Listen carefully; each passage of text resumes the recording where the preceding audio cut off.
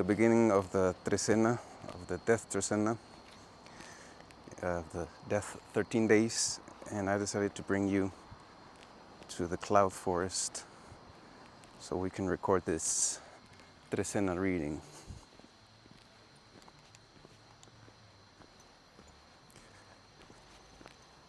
So as we enter this cloud forest, which as you can see is a dark forest, we have a difficult time having the camera show up the little bit of lights that we have available because of the clouds and because of the forest coverage.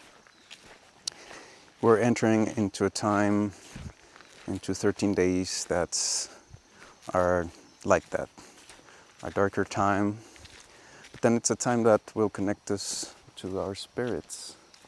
It's a time that will connect us to death. And that's what I'm here to talk to you about. Talk to you about death and how the Mesoamericans perceived death and how the Mesoamericans have or had their relationship with death.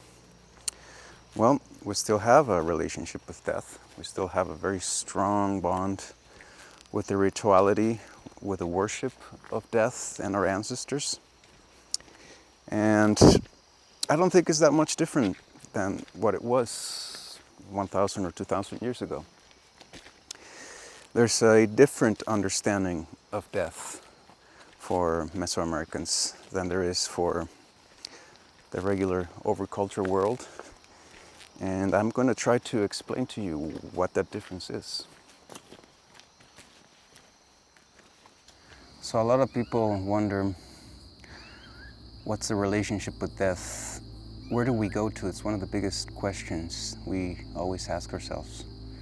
And I think that's a question that is asked by the modern overworld culture.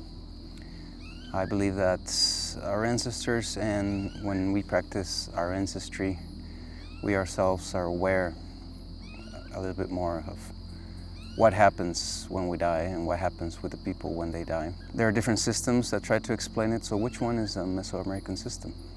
How does the Mesoamerican system think about death and what happens when you die and what happens after death? One of the ways that we think about it is that we are all ashes.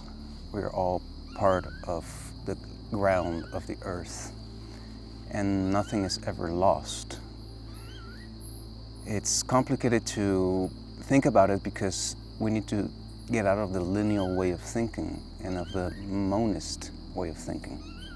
That there's only one soul, that there's only one consciousness. Toltec wisdom teaches us that we have two souls inside of us at this moment. That's what allows us to perceive ourselves.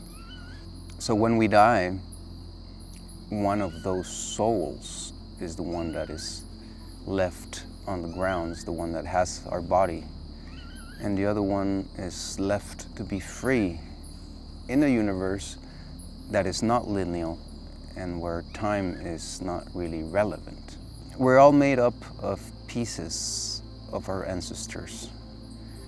The idea of reincarnation does not really apply in Mesoamerican worldview, at least not in the lineal way, where it's not that we went about one life and another, skipping from one life to another in a lineal way.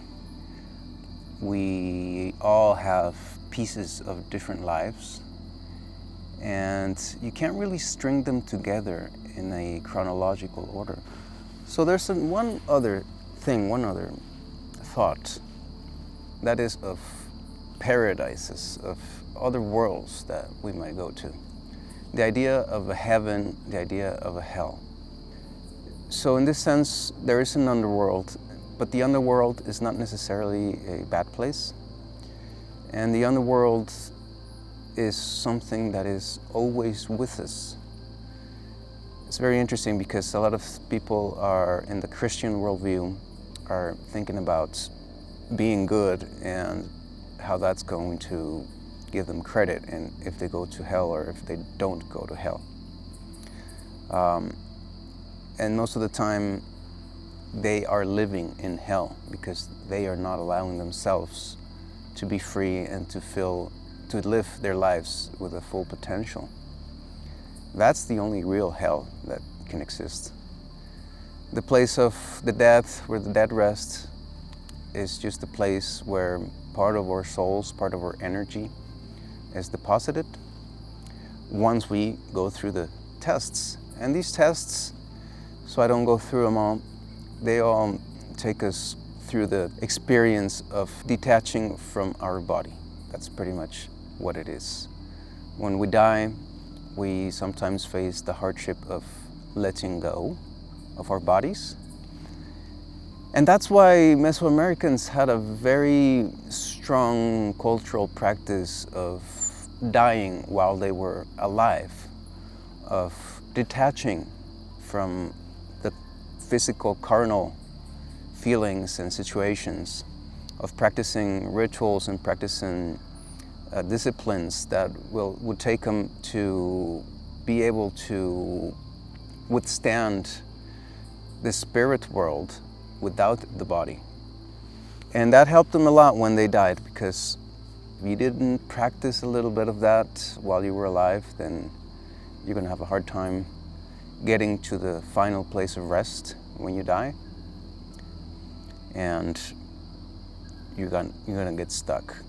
And that's when the souls roam around, the spirits of the dead, of the dead spirits that are not in peace. You know how we have a lot of that happening today? It's because of that, because we're not ready to die. We have to be ready to die. So that death and coming into contact with death is one of the greatest goals that you can have in Toltec practice.